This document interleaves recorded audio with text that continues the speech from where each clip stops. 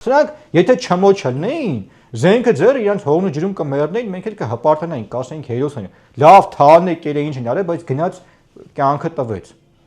Մանվելից են խոսում, այն որ հարցազրույցում ասում է Մանվելը ու ռեխը բացլա, Մանվելը երբ տղաների հետ եկավ։ Արալավում ես խափում դու արա։ Բայց Շուշիի բանը ես գրեցի ստորա։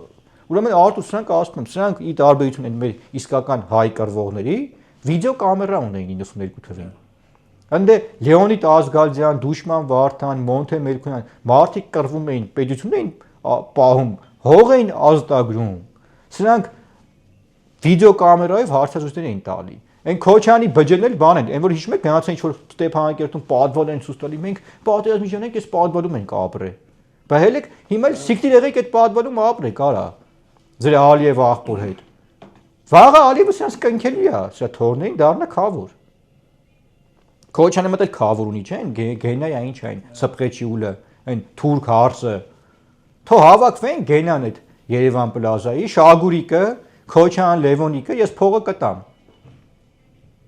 Չարտեր ռեյս կտամ, թո հելնեն ու սիկտիր ելնեն Ալիևի մոտ Բաքու։ Մերի բանի հետ չայ խմեն ընդ։